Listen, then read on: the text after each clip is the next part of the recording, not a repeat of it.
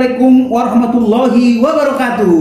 Waalaikumsalam warahmatullahi wabarakatuh. Jumpa lagi bersama saya Erman Tale Daulay, pembawa acara tunggal Bincang-Bincang Tipis-Tipis di channel YouTube Tale Trias Info. Di channel ini segala isu dan informasi akan diiris-iris menjadi tipis-tipis. Pada kesempatan ini saya menghadirkan bintang tamu, adinda saya, dokter muda, masih ya bagi saya masih, kalau menurut undang-undang di organisasi beliau masih di bawah 40, masih boleh masuk KNPI karena masih di bawah 40, muda, ya? Masih muda. Adinda saya Dr. Septa Chandra SH MH, Wakil Rektor Universitas Muhammadiyah Jakarta. Apa kabar Adinda? Alhamdulillah sehat. Oke, pada kesempatan ini kami akan mengiris tipis-tipis seputar program di Universitas Muhammadiyah Jakarta. Adinda, saya dapat informasi di Fakultas Kedokteran Universitas Muhammadiyah Jakarta di daerah Ciputat ini memberi peluang beasiswa bagi calon mahasiswa yang hafiz Quran. Seperti apa Dinda? Beasiswa hafiz Quran di Fakultas Kedokteran Universitas Muhammadiyah Jakarta, seperti perebutannya seperti apa Dinda?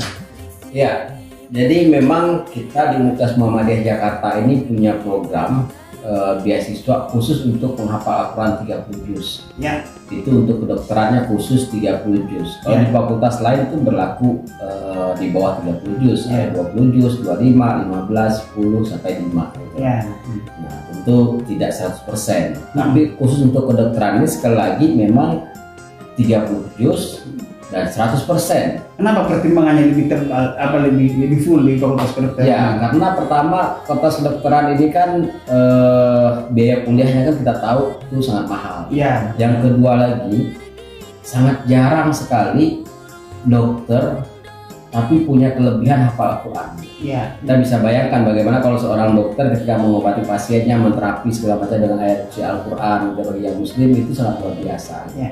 Nah, ini salah satu visi dan misi dari Universitas Muhammadiyah Jakarta sebagai kampus dengan visi modern, terkemuka dan Islami. Salah satu Islaminya tadi itu bagaimana melahirkan dokter-dokter yang Islami luar biasa, bisa hafal Al-Quran 30 juz itu. Nah, jadi 100% gitu. Ada SK Rektor yang mengatur itu. Nah, kemudian cara perekrutnya seperti apa? Setiap tahun kita buka dan kita batasi kuotanya. Hanya 2 orang. Oh, 2 orang. Hanya 2 orang untuk kedokteran ya. Gitu. Kalau fakultas lain itu kita buka lebih dari 2 itu. Nah, 2 orang saja ini itu persaingannya juga sangat ketat sekali gitu. Oh, untuk menjaring 2 orang itu biasanya pengalaman yang sudah berapa orang yang daftar itu? Biasanya lebih dari 10. Oh, ya. Dengan mereka membawa syahadah atau ijazah dari pesantren yang dulu yang mengatakan yang bersangkutan telah menghafal 30 juz.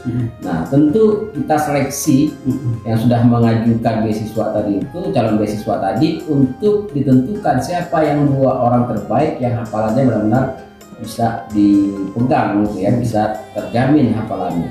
Nah, biasanya kita seleksinya itu setelah namanya masuk itu kita tes seperti bagaimana guru ngajinya ataupun hafalan lomba tahfiz Quran seperti itu.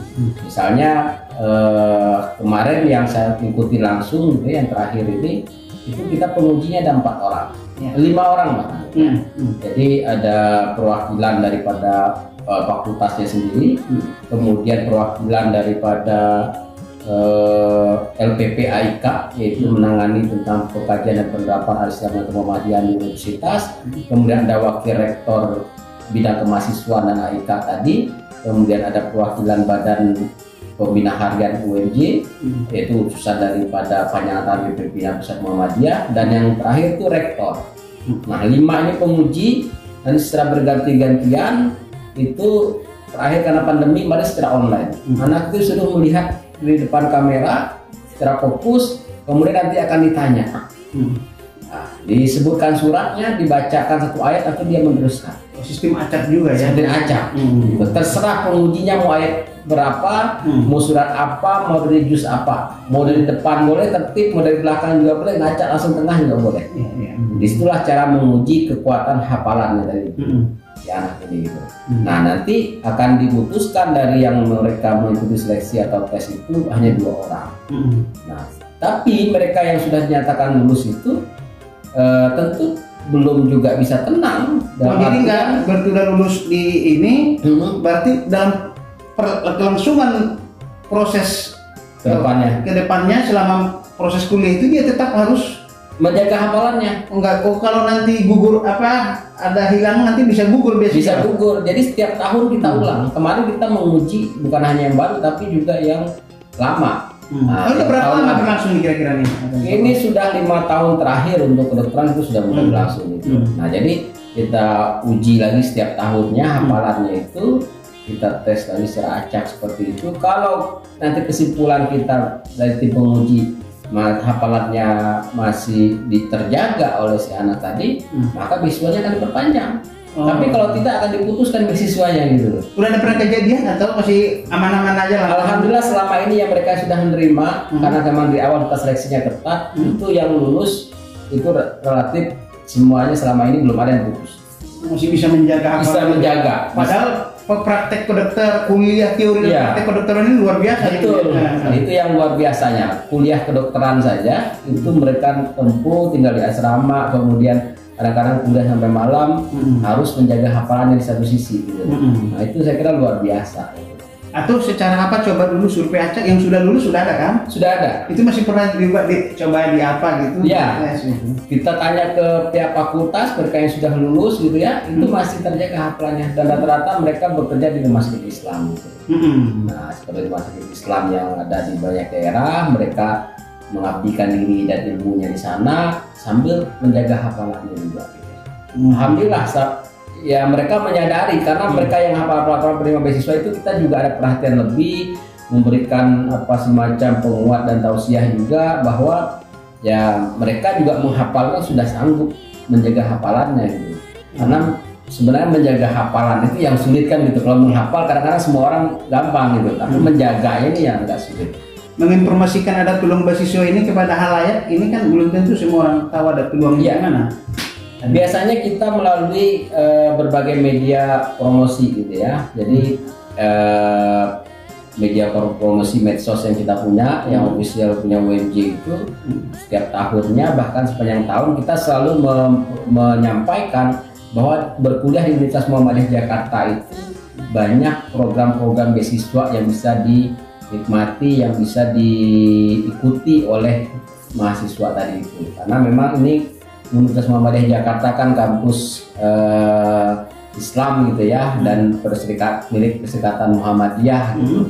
Tentu pesannya Kiai Haji Ahmad Dahlan sebagai pendiri Muhammadiyah itu tidak money oriented gitu, tidak hanya mencari uang saja dijadikan bisnis, bukan, tapi juga ada tanggung jawab sosial bagaimana memajukan pendidikan mereka yang punya bakat, punya minat untuk sekolah itu bisa ikut sekolah tidak terputus gitu. Dengan kecerdasan yang dimiliki bisa jadi Islam rahmat lil alamin gitu. Betul, rahmatan Islam sebagai rahmatan lil alamin. Jadi saya sedikit bertanya agak-agak sesuai dengan isu terkini dulu nih. Kan ada kita sempat tahu ada peristiwa santri yang tutup kuping. Ya, pernah mendengar musik ya. Mendengar musik itu gimana tanggapan Anda?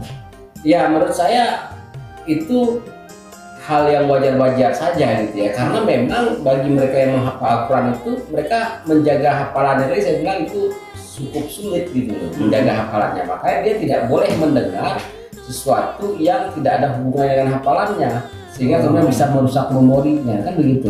Kadang kalau orang mendengar sesuatu yang asing itu sangat mudah sekali gitu merusak memori hafalannya tadi, sama dengan ketika flash disk gitu ya, yang tadinya bersih lalu dicolok kemana kemudian terkena virus, yaitu sedikit banyak akan merusak. Dan Anda juga pernah berkomunikasi dengan teman-teman seperti itu.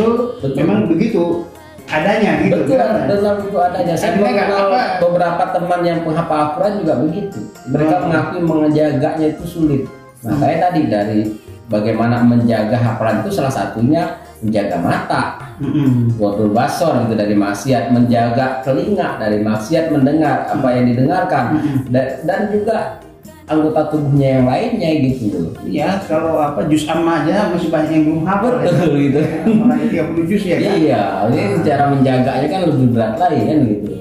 Jadi gimana Adinda menipis soal isu radikal-radikal ini? Muhammadiyah kan apa Islam yang modern gitu. Gimana soal isu radikalisme yang sering dikhawatirkan banyak orang ataupun dituduhkan orang itu gimana Adinda?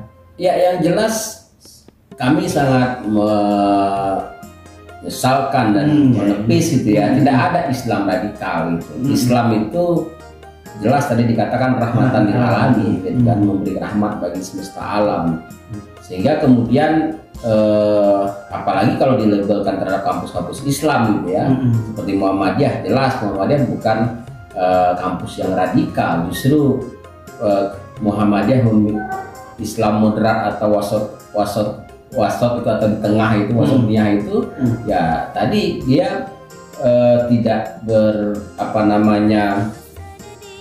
terlalu keras gitu ya, atau mengobati cuma golongannya gitu. Siapa itu golongan lain pun dia diobati juga kan, seperti agama apapun pasti diobati, dibantu. Buktinya di banyak bencana dokter-dokter Muhammadiyah juga banyak. Betul. Jadi tidak membeda-bedakan seperti itu. Pasien gitu kan? Iya, tidak. Kalau mereka jadi dokter tidak membedakan pasien. Kalau menjadi alumni daripada fakultas hukum jadi pengacara, misalnya advokat juga tidak memilih-milih hanya membela yang muslim saja, enggak. Itu kliennya muslim juga ada. Oke.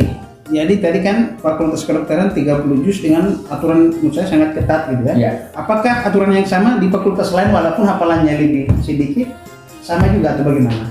Iya, fakultas lain itu memang target hafalannya lebih rendah, tidak harus 30 juz. Tentu konsekuensinya bentuk beasiswanya juga tidak 100%, hanya potongan-potongan, ada yang 75, ada yang 50, ada yang 30, nah, tergantung berapa hafalannya. Tergantung lurus antara prestasi dengan beasiswanya. Betul, hafalannya lebih banyak, tentu beasiswa lebih banyak persentase yang dia dapat. Gitu. Nah, tapi ketika dia sudah dapat, tetap saja tidak bersifat permanen sampai selesai enggak. Tiap tahun dia evaluasi hafalannya. Siapa tahu sekarang tahun ini dia tes 5, berikutnya nanti dia turun atau berikutnya dia nambah, misalnya persentasenya bisa nambah, SKD nggak berubah. Iya, kalau turun ya turun, kalau naik. Betul gitu. Jadi itu juga dalam rangka memberikan penyemangat mereka untuk menambah hafalannya, dan di satu sisi juga menguatkan mereka agar istiqomah dengan hafalannya. Selain beasiswa habis di masa pandemi ini, keringan-keringanan apa lagi diberikan kepada mahasiswa? Iya, UMJ sebagai tadi kampus milik Perserikatan Muhammadiyah gitu ya, tentu ada tanggung jawab sosial juga. Nah, menyikapi masa pandemi ini, Universitas Muhammadiyah Jakarta telah mengeluarkan SK Rektor terkait dengan beasiswa UMJ Peduli. Nah, yang itu khusus diberikan kepada calon-calon mahasiswa baru yang mau kuliah tahun ini dan orang tuanya meninggal karena COVID atau karena COVID-19 ini, pandemi COVID-19 ini gitu. Nah, dengan cukup mereka mengisi di aplikasi pendaftaran secara online, lalu nanti mereka menyampaikan berkasnya itu ada keterangan bahwa orang tuanya memang meninggal semasa pandemi ini. Nah, itu cukup, itu aja syaratnya, itu akan diproses, dibuatkan SK-nya bahwa yang bersangkutan berhak mendapatkan beasiswa UMJ Peduli ini. Ini khusus untuk masa pandemi saja. Untuk mahasiswa secara umum mungkin ada bantuan kuota karena kan online atau seperti apa? Oh ya, untuk secara umum UMJ juga punya kebijakan selama pandemi ini karena kuliahnya secara online gitu ya, secara daring, juga kebijakan memberikan bantuan dalam bentuk pulsa atau kuota agar mahasiswa dalam mengikuti perkuliahan dari rumah itu juga tidak terbebani dengan kewajiban harus kuliah secara online ini. Mereka masih bisa mengikuti dari uang kuliah yang sebenarnya kalau mereka hadir secara langsung di kampus gitu ya, itu menjadi kewajiban untuk dibayarkan ke kampus. Tapi karena dia kuliahnya di rumah menggunakan fasilitas pulsa tadi ya, itu kewajiban kita mengembalikan. Itu kebijakan kita untuk mahasiswa tadi dengan kuota tadi itu kita berikan juga fasilitas itu. Materi kuliah gimana di tengah pandemi ini? Apakah bobotnya dikurang apa tetap sama aja atau seperti apa Pak Wakil Rektor? Ya, kalau materi kuliah tentu tidak ada perbedaan. Karena kurikulum itu memang sudah standar, kemudian mata kuliah juga sudah terstandar, jamnya pun kita tidak kurangi sama sekali. Dari segi kualitas tetap kita harus jaga, tapi di satu sisi kita juga tidak bisa memungkiri bahwa kualitas belajar tatap muka secara langsung dengan online ini sedikit banyak ada kekurangannya yang secara online gitu, karena kita tidak bisa mantau komunikasi interaksi secara langsung gitu. Kadang-kadang ketika kita menyampaikan perkuliahan, mereka entah sedang di mana gitu, konsentrasinya tentu akan terpecah gitu kan. Atau ketika sedang menyampaikan perkuliahan, mereka di situ ada gangguan sinyal, penerimaannya juga bisa terganggu juga gitu. Nah ini kadang-kadang membuat tidak efektif dan tidak maksimal lah gitu. Tapi dari kebijakan kampusnya tetap semaksimal mungkin untuk memberikan materi perkuliahan terhadap mahasiswa itu tanpa sedikit pun terganggu gitu ya, karena kita juga harus siap dengan perubahan-perubahan serta digitalisasi era saat sekarang ini gitu. Jumlah mahasiswa pada saat pandemi dan sebelum pandemi gimana? Iya, kalau dari kuantitas gitu ya, mungkin di masa tidak pandemi dulu menurun gitu. Tetapi kalau dari kuantitas minimum itu sudah tercapai. Alhamdulillah tahun ini pelajaran 2020-2021 kita telah menerima 3.000 mahasiswa. 3.000 ya? Nah, 3.000 mahasiswa. Sebelumnya bisa mungkin lebih ya, sebelum pandemi. Nah, sebelum pandemi itu 2 tahun yang lalu kita itu bisa sampai 5.000 lebih mahasiswa untuk 10 fakultas gitu loh. Di jenjang S1, S2 maupun S3 dan juga D3. Oke, pemirsa Tale Trias Info, demikianlah bincang-bincang tipis-tipis saya dengan Adinda Dr. Septa Chandra SHMH. Ku berdoa semoga pemirsa Tale Trias Info diberi kesehatan dan lancar segala urusan. Amin. Mohon subscribe, like, dan share ya kawan-kawan. Assalamualaikum warahmatullahi wabarakatuh. Waalaikumsalam warahmatullahi wabarakatuh.